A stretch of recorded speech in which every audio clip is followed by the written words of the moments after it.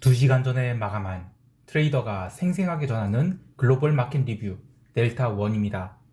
한국 시장은 11시 이후로 외국인이 비차익 매수가 집행되면서 시장이 의미 있는 바닥을 쳤다면 미국은 비농업 고용지수 발표로 나스닥과 채권이 급락을 했으나 채권은 계속 빠졌는가 반면 나스닥 지수는 유럽 시장 마감 직전부터 대량의 TQQQ 매수가 닥치고 들어오면서 숏 커버링을 일으켰습니다. 뭔가 바닥 냄새가 나는 것 같은데 어떻게 대응해야 할지 살펴보겠습니다. 먼저 아시아 세션 갑니다. 한국 시장은 어제 위클리 옵션 사망 선고에 슈퍼게임이 풋매수까지 뭔가 우려가 되는 흐름이 있었으나 시초가의 갭 상승한 증시는 외국인들이 의도적인 현선물 매수가 개장 후 30분 동안 집중되면서 콜옵션이 일시적으로 따블이 나기도 했습니다. 하지만 기관은 풋매도량을 늘리면서 델타를 쫓아갔고 이후 30분 처음 30분 동안만 상승했고 고점을 찍고 바로 내려왔죠. 그 내려온 과정 중에서는 또 콜매도량을 늘리면서 변동성 매도로 일관되게 대응하였습니다.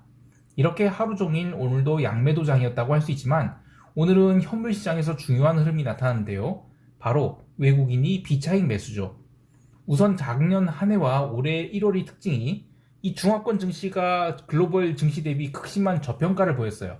근데 올해 들어서 이제 먼저 홍콩 증시가 살살 살아나기 시작했죠. 하지만 춘제 직전 이 홍콩 증시는 워낙 미국 증시가 빠르게 하락하다 보니까 어쩔 수 없이 눌렸는데 휴일 사이에 글로벌 시장이 반등이 제법 세게 나오면서 오랜만에 개장한 홍콩 세션은 갭 상승 뒤 현물 본장 시작 전 일시적인 숏 커버링이 나오고 있어요. 하지만 본장 개장하고 나서는 10시 반부터 30분 동안 현물 매도세가 나오면서 상승분을 무려 1%나 되감았는데요. 자, 여기가 포인트예요. 11시 땡 치자마자 홍콩 시장에서도 대량의 현선물 동반 매수세가 집중적으로 들어왔어요. 그리고 우리 시장에서도 11시 이후 외국인들이 비차익 매수가, 현물 매수가 강하게 들어오면서 지수를 당기기 시작했습니다.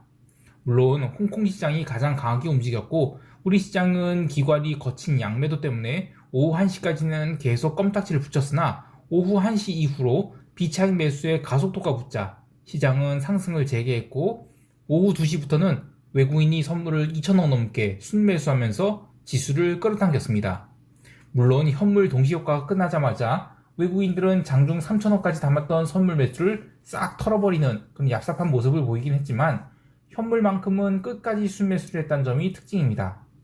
그리고 이러한 외국인이 매수세가 홍콩 시장이 매수세와 동반되어 나왔기 때문에 올해 상반기 투자 트렌드 중 하나인 중화권 증시에 대한 비중 확대가 집행되고 있다 이렇게 보고 있습니다. 또한 오늘 연기금이 1,800억 현물 매수도 의미 있는데요. LG에너지솔루션 관련해서 나머지 바스켓 비웠던 것을 계속 담고 있다 이렇게 보고 있어요. 그러니까 이제 해외 시장 관계없이 우리 시장은 상대적으로 아웃퍼폼하거나 최소한 마켓 퍼폼은 하지 않을까 생각을 합니다. 그러니까 LG엔솔 상장 같은 그런 빅 이벤트들이 다 해소되었고 그리고 아시아 중화권 증시에 대한 그 매수세가 들어오기 시작하는 걸 보면 우리 시장도 이제는 긍정적으로 이렇게 봐야 될 것 같아요. 뭐 제가 굉장히 오랫동안 묵혀놓고 있던 주식도 살살 움직이는 것이 뭐 비록 2750포인트로 뭐 제법 반등이 있었기 때문에 오른 것도 있겠지만 그래도 뭔가 이제 주식은 담아야 될 것 같다라는 생각합니다. 그래서 저는 2월 한 달은 주식 비중 적절히 담으면서 풋매도의 비중을 둔 양매도로 대응을 할 생각입니다. 자, 옵션 시장에서는 이 3월물에 본격적인 풋매도 미결이 쌓이고 있어요. 슈퍼개미 매매와는 달리 이 양매도를 한 개미 형태로 보이는데요. 지난물에 양매도 개미들이 워낙 세게 당해서 그런지 당월물은 빠르게 포기를 하고 3월물에 먼저 포지션을 잡고 있는 것으로 보고 있습니다. 아쉽게도 이 슈퍼개미 풋옵션 매수분은 프리미엄이 와장창 빠져버렸는데요. 아직은 잔존일이 많이 남아있지만 과연 이들이 이익을 내고 빠져나올 수 있을지는 모르겠습니다. 뭐 델타가 틀릴 가능성은 그렇다 쳐도 변동성이 가라앉는 추세라 쉽게 살아나기는 어렵지 않을까 합니다. 시장 대응 전략은 총평 때 하기로 하고 이제 유럽 세션 갈게요.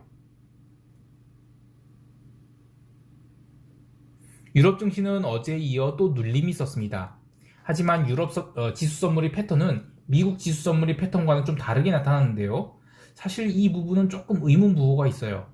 어제 장 마감 후 아마존이 실적 발표로 애프터마켓에서 나스닥 선물을 어마어마하게 끌어당겼고, 그래서 오늘 아침 세미 일렉트릭 마켓에서 오히려 나스닥 선물이 갭 다운을 해버렸어요.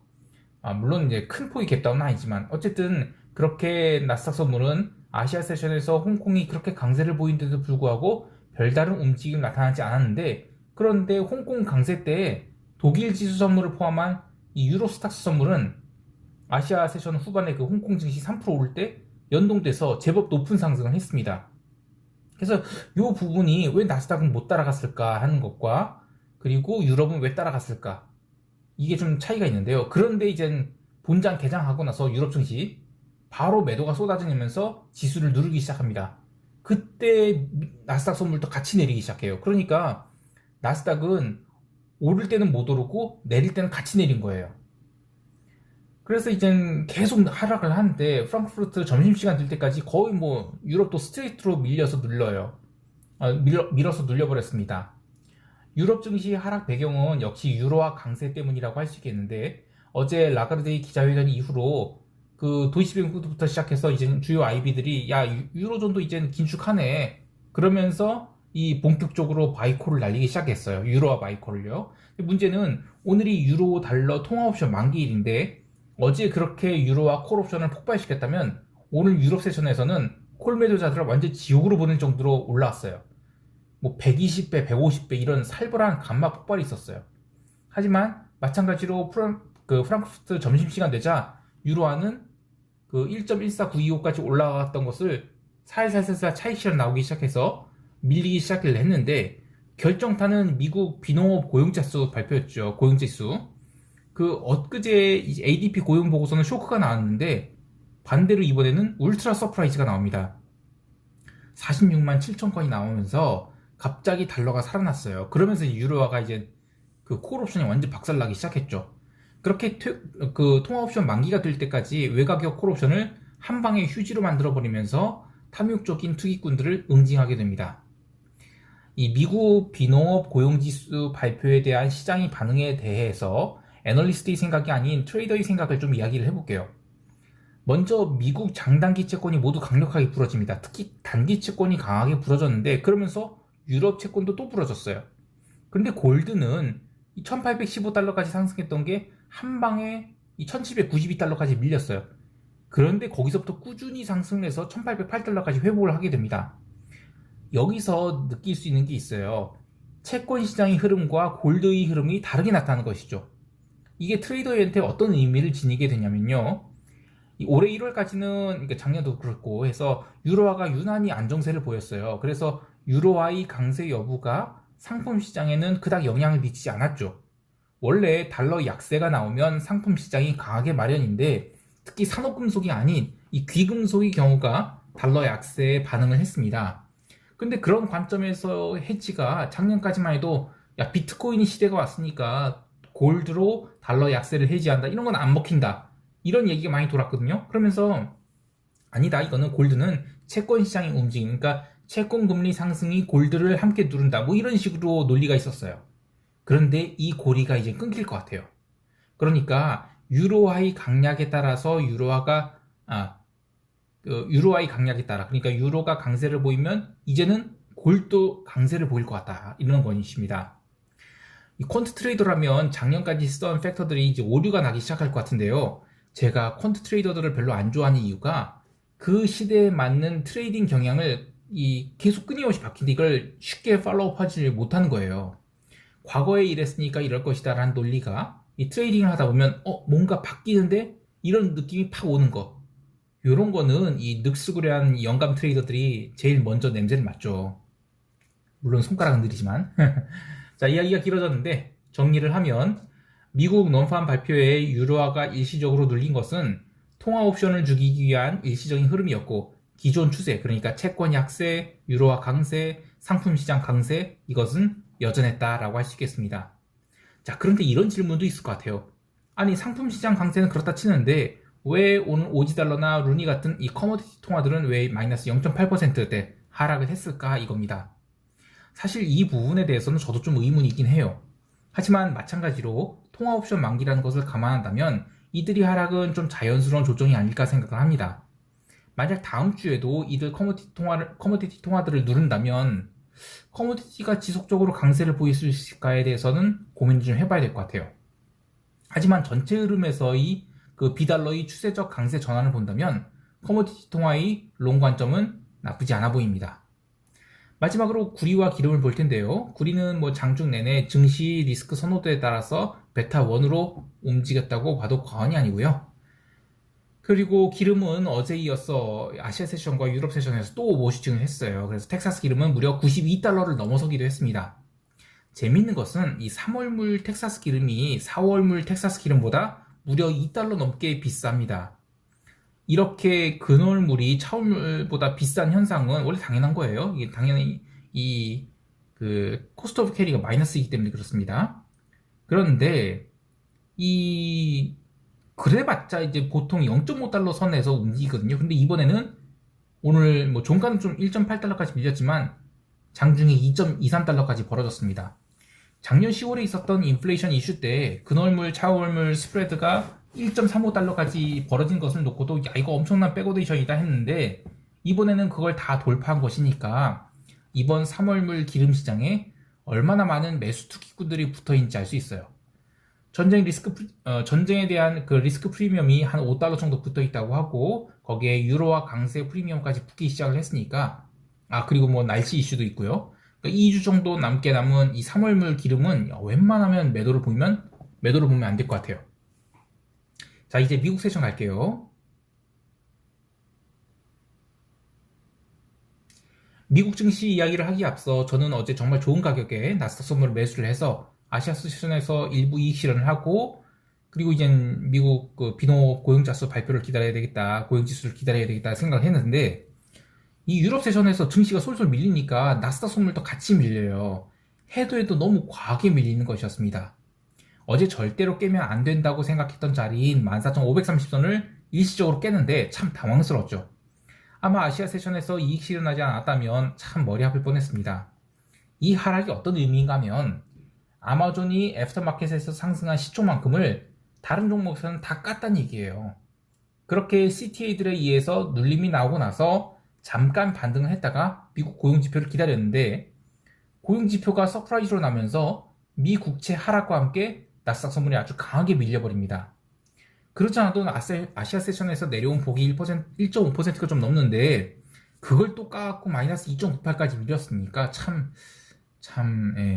이건 좀 진짜 아니라 싶은데 그래도 11시 땡 치자마자 CTA들이 다시 지수를 당기기 시작해요. 그러면서 본장에는 그나마 다시 이제 14,530선 그러니까 전일 마감 수준까지 올려놨는데요. 이렇게 전산장에서 지표가 발표돼서 선물이 언더슈팅이나 오버슈팅을 줄 경우에는 본장 들어서 그 변동성이 실현이 되는지를 잘 봐야 됩니다. 그런데 변동성은 그 난리를 쳤는데도 지수가 그런데 이제 어제의 변동성 고점을 넘기지 못했어요. 그렇다면 이것은 오늘도 웬만하면 밀리면 매수 관점으로 대응해야 된다 이렇게 맞다고 봐야 되는 거예요. 그래서 바로 사는 게 아니라 최대한 싸게 사는 것이 관건입니다. 그래서 저는 본장 개장하고 나서 14,440 깰 때부터 나스닥 선물을 담기 시작을 했어요. 근데 거기만 처음에 깼죠. 그래서 더 이상 못 담았는데 다행히 첫 눌림 이후에는 아주 강한 반등이 들어오면서 0시 15분에 첫 번째 고점을 기록하게 됩니다. 이렇게 미국은 변동성을 죽이며 반등을 했지만 유럽 증시는 얼마 반등하지 못했는데요. 결국 거기서부터 다시 매도세가 쏟아져 나오면서 새벽 1시까지 상승분을 죄다 토해내게 됩니다. 그런데 특이했던 게 이 시가선에 근접해서는 나스닥의 매도세가 거의 나오질 않았다는 거예요. 즉 지금 문제가 유럽 때문에 유럽이 긴축에 대한 우려 때문에 글로벌 시장이 밀리는 것이지 미국 금리가 올랐다고 나스닥이 하락을 한 논리는 이제는 더 이상 약발이 안 먹힌다는 것이죠. 그리고 사실 이 논팜이 잘 나온 것은 굉장히 좋은 겁니다. 그래서 결국에는 유럽 마감 20분을 남겨놓고 또 다시 강력한 매수세가 들어오면서 그 다음부터는 지수를 조정 한번 안 주고 끌어올리게 됩니다. 이렇게 올릴 때 TQQQ 같은 그런 레버리지 상품도 들어오고 그냥 닥치는 대로 ETF 롱이 들어온 것 같아요. 그래서 그때 상승하는 종목 보면 금융주 포함해서 온갖 주식들 빅테크 닥치고 다 들어와서 매수가 들었어요. S&P 같은 경우에는 저점 대비, 그러니까 장중 저점 대비, 장 시작 전에 그거 말고 장중 저점 대비로도 거의 뭐 100포인트가 올라갔어요. 그래서 2%를 그냥 스트레이트로 땡긴 겁니다. 정말 어마어마한 상승세였죠. 사실 장 마감 1시간 전부터 15분 정도 당긴 것은 전형적인 숏 포지션들의 항복에 의한 상승이라고 할 수 있어요. 하지만 또 새벽 5시 반부터는 난데없는 매도가 나오기 시작하면서 아주 리니어하게 상승분을 싹 돌려놓고 거의 시가 부근까지 밀었는데요. 결국 오늘 이 상승은 이 변동성 매도에 TQQQ 같은 그런 무지성 ETF 롱 이런 게 닥치고 들어와서 시장을 당겨놨다. 그런데 주말을 앞두고 오버나잇 하기는 부담스럽다. 이래서 상승분에 대한 이익 실현이 빠르게 나오면서 윗꼬리를 크게 만들었다고 할 수 있겠어요. 시장이 이렇게 거칠게 움직이는 가장 큰 이유는 실적 시즌이 반응이 역대급이기 때문인데요. 지수 변동성은 일단 고점을 치고 계속 밀리고 있지만 개별 종목의 변동성은 계속 살아있기 때문입니다. 그래서 올해 주식 트레이딩 하시는 분들 정말 어렵다고 하는 것입니다. 뭐 주식뿐이겠습니까? 개별 종목 좀 더 보면 로빈후드가 7.28% 상승해서 드디어 15.18달러에 안착을 했어요. 이번에 로빈후드 참 좋은 가격에서 잘 잡았죠. 16달러 후반에 도달하면 저는 절반 이익 실현하고 나머지는 계속 기다렸다가 또다시 매수를 할 계획입니다. 아직은 상승장이라고 할 수는 없고요. 지금은 트레이딩 바이 구간이라고 보기 때문입니다. 그 외에 뭐 전반적으로 굴뚝 종목들, 뭐 3M, 캐터필라, 그 다음에 홈디포 같은 이런 종목들 약했습니다. 이제 시장 총평하면서 대응 전략 이야기해 볼게요.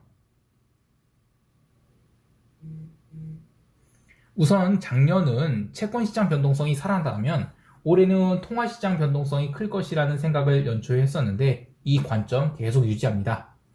1월까지 딱 묶어놨던 유로화가 이제 본격적으로 변동성 살리면서 움직이는데 비달러 바스켓 내 나머지 통화들도 변동성이 살아날 것으로 보고요. 올해는 통화시장에서 방향성 트레이딩 하시는 분들 성과가 좋을 것으로 봅니다. 한국 시장은 이제 옵션 만기주가 됐는데 저는 만기주에는 웬만하면 당월물 대응보다는 차월물 대응을 하는지라 다음 주에는 푼 매도의 비중을 실은 양매도 전략을 가져갈 생각입니다. 연휴 마치고 지수가 제법 큰 반등을 했지만 다운사이드보다는 업사이드가 더 열려있다고 보는데요. 하지만 당월물 풋으로 델타를 맞춰 따라가는 것은 리스크가 크다고 보고요. 차월물 풋 매도로 따라갈 계획입니다. 물론 물리면 롤링다운해서 버틸 생각이고요. 2월은 주식도 좀 담아볼 생각입니다. 1월은 아예 제가 현물 포트를 초장기 투자하는 것 말고는 비워뒀는데 2월부터는 해지를 걸면서 주식을 담을 생각이고요. 물론 개별 종목은 제가 잘 못하기 때문에 인덱스 종목 위주로 담긴 하겠지만 때가 덜 탄 종목들 위주로 담아볼 계획입니다. 해외 시장에 대해서는 오늘 이벤트 발생으로 끌고 오던 이벤트가 발생했죠. 논팜. 그래서 끌고 오던 미국 10년 국채 그리고 독일 국채 매도를 절반씩은 이익 실현을 했어요. 근데 조금 더 공격적으로 투자한다면 독일 국채보다는 이탈리아 국채를 매도할 것을 권해드려요. 이 독일 국채와 이탈리아 국채 스프레드가 벌어지는 것에 베팅한 것입니다. 논리는 이러한데요. 그 ECB의 그 팬데믹 퍼처스 프로그램 PPP가 PEPP죠. 요게 이 독일 국채와 이탈리아 국채를 동급으로 여기 만들었어요. 근데 이게 종료되면 이들이 같은 선상에 놓일 수 없죠. 그래서 이들 채권 스프레드의 확대 베팅을 하는 것이고요. ECB가 긴축 모드로 돌게 돼서 리스크 오프가 나오게 될 경우 마찬가지로 독일 국채는 상대적 강세를 보일 수밖에 없습니다. 따라서 제일 공격적으로 할 만한 것은 그냥 날로 이탈리아 국채 매도하는 거 이게 제일 좋을 것 같아요. 통화옵션 만기가 오늘 끝난 관계로 이 비달러 바스켓 중 커머디티 통화들에 대한 매수를 권해봅니다. 일단 오지달러와 루니를 좀 담아볼 생각인데 주말은 일단 그냥 넘겼다가 2길 아시아 세션 시작하면 각각 5개 약씩 좀 담아볼 생각이고요. 지난번 유로 베팅에 스탑 나간 것을 생각하면 참 배가 아픈데 이들 통화가 계속 밀리게 된다면 커머디티가 밀린지를 좀 볼 거였어요. 근데 그러면 커머디티 숏을 쳐서 해지를 하도록 하겠습니다. 그 외에 뭐 구리는 계속 롱을 들고 있는데요. 다음 주 월요일에는 이 춘제를 마친 상해 금속거래소가 열리죠. 거기서 구리가 어떤 추세를 보인지 보고 대응하도록 하겠습니다. 한 주 고생 많으셨습니다. 즐거운 주말 되시기 바라며 이상 델타원이었습니다. 감사합니다.